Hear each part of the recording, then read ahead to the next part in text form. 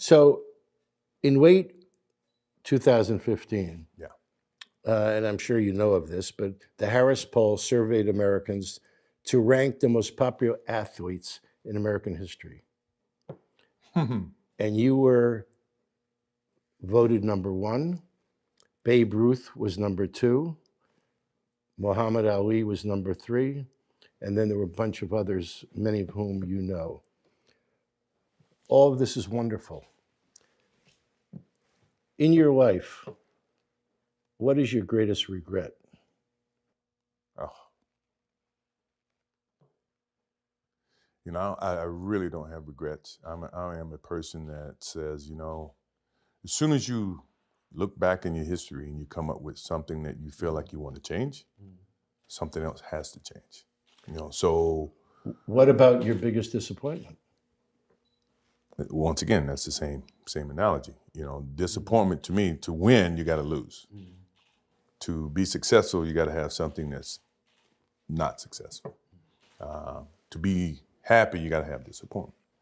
So I think all of those things have evolved and happened to make me who I am and understand the benefits and the privileges I have for being who I am, you know, and not to wear it on my sleeve, be very humble about it. That's one thing my parents taught me very well is, you know, don't wear your reputation, don't wear your accolades, don't wear your, you know, your personality on your sleeve. Let it happen, let it be you. It is who you are. Don't hide from it, but don't wear it and rub it in people's faces. So, you know, when you sit there and you say, well, you know, in 1990 or 2005, they voted me as like the best or the most popular athlete, you know, well, it's ironic that I'm the youngest of the three. So in essence, it's all relevated on who is watching now. If you ask 20 years from now, I'm pretty sure LeBron may beat me, you know, based on who's going to be making the voting. So I say that to understand that, you know, it is what it is. You know, I don't wear it. I don't showcase it. I don't rub it in other people's faces. Someone else's opinion. If you ask me, I can never give you an opinion about things like that because as an athlete, all you want to do is be the best athlete you can be. Well, when there is his hometown, or is the city not an issue? It's what are the criteria upon which they hope they get drafted by a certain team? Well, I mean, I think that's a little bit hard to determine because you in a professional league of multiple teams. You know, when I say a league, you want to be able to have competitive balance within the league. And if a player or an individual can choose based on the city to go to whatever respective team that he wants, you may have, you know, you're going to have some discrepancy in terms of the talent pool and the competitive nature of it. So if everybody wants to go to Chicago, you only can have 12 jobs in Chicago. Chicago going to get all the best players. What about Dallas? What about Washington? What about these other cities? Detroit, you know, Indiana, where they may not be metropolis of cities, but they still have passion for the game of basketball. And you're starting to see a little bit of it now to where all the you know, stars are starting to gang up and go on one team. I think it's going to hurt the overall aspect of the league from a competitive standpoint. And you're going to have just one or two teams that's going to be great, and then the other 28 teams are going to be garbage. Or they're going to have a tough time surviving in the business environment. So what role Seems to be very innocent could be always being misinterpreted. in the conversation 5-10 years ago was always who's greater, who's going to be the greatest, him or Jack, and that conversation is pretty much over to most people. I beg to differ, and I'll give a different analogy to that because, first of all, you're never going to say who's the greatest of all time. To me, I think that's more for PR and more for selling stories and getting hype. Jack and Tiger never played against each other. They never played in the same tournament. They never played with the same equipment. They never played with the same, you know, length of golf course. I never played against Will Chamberlain. I never played against, you know, Jerry West. To now say that, you know, one's greater than the other is being a little bit, you know, unfair. You know, I think when you can see the similarities and you understand, this is one way you can judge the two. How much impact did each change or evolve the game? Jack during his time when he played, or Tiger during his time. Now, obviously Jack won more during the time he played. Tiger evolved it to where it was, it crossed a lot of different boundaries, where it's not just a white guy's sport. The black guys, Afro-Americans, all the minorities play the game. And you play it at a level to where it generated so much interest financially that it grew the game from a financial standpoint. Now, does that constitute him being the greatest, or does that mean he's any less than Jack? I think is unfair. Yeah, Jack probably has 18 majors and Tiger's got 14. And I think those are when, that's how people are judging certain things. I won 6 championships. Bill Russell won 11.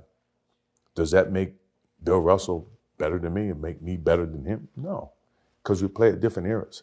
So when you try to equate who's the greatest of all time, it's an unfair parallel. It's an unfair choice. And I think, those are the demons that, obviously Tiger had to live with, and he's going to be challenged and he's going to be graded upon that. But for me, I think they're both great. I would never say one is greater than the other. That's me. That's my opinion. Okay. I wasn't suggesting one was. I was just asking your thoughts. Yeah, well, that's my thoughts. Moving from basketball to Derek Jeter, doesn't he stay with you? Yeah. I mean, because I saw him one. He's like my little brother. And I said, "Where are you staying?" He said, "I'm staying with Michael." No, hangs out. We hang out a lot. We spend. And then a few weeks ago, I saw your name mentioned as an investor in the Marlins. Yeah. So, what motivates? Is it strictly friendship or a business or both? Or you love baseball. I love baseball. My love for baseball, and it's not final. Obviously, they got to go through the approval state of his ownership. And when he came to me about getting involved, I said, "Look, I would support you in whatever way. I have my own businesses. I have the Hornets. I have the Jordan brand. I would support you in whatever way you want me to support you." I think he's motivated to build a baseball franchise that can be successful. That is who he is. That's the way he lived his life. It's very resemblant. It resembles everything that I tried to do from a basketball sense. He's trying to do from a baseball sense. I can only congratulate. I can only support. I think he's going to do a great job. I think he's going to roll up his sleeves. He's going to dive in. He's going to try to do the best that he can in terms of reconnecting it back to the city of Miami and blah, blah, blah.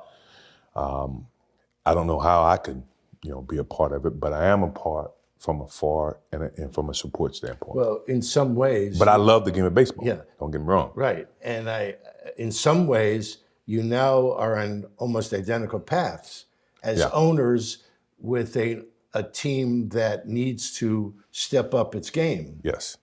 And the thing that I can provide for him is for my team, to be able to lend him advice and give him some insights in terms of what we did in Charlotte, and to reconnect and to turn things around to where it's a more successful franchise. You talk about teaching.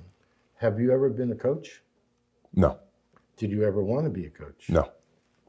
I have no patience for coaching. My biggest problem from a competitive standpoint is the focus of today's athlete and the focus of where I saw the game, how I pursued the game. It changes and it's totally different. So to me, for me to ask an individual to focus on the game the way I played the game, in some ways would be, unfair for that kid to have to endure that. And if he didn't do it, no telling where my emotions would be. I don't think I would have the patience for it. So in essence, coaching is something that I've never really felt I could do from an emotional standpoint because I'm much different and I have a different perception about things than what the kids do today. Because it's a cigar magazine and because I'm trying to reach out to what my reader would want to know about you, I'm sure they would all like to know, you said you smoke 6 cigars a day. Sure. What do you smoke? What are your favorite My cigars? favorite? Yeah. Partagas Lusitanians is my favorite.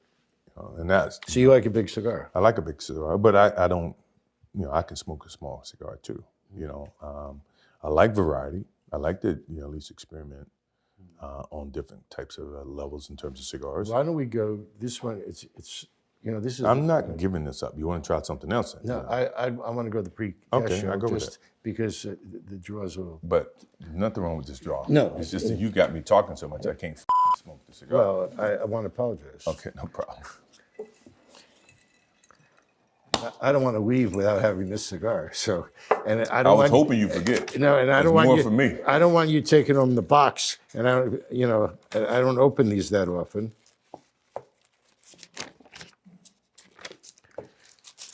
Oh, this is going to be great. This is the best part about this whole process. Is the cigars that you had to come up with. These are your cigars now. Yeah, no shit. This is a pre-Castro Cuban. I can't wait to. Have you ever been to Cuba? Many times. That's where we were headed next. So, Here, so I got this. I'm smoking this. actually, I started going there in 1991 to do a cover story for the Wine Spectator on Cuban cigars. I had no idea when I went there I was going to have a cigar magazine. Then I went to Cuba, and it's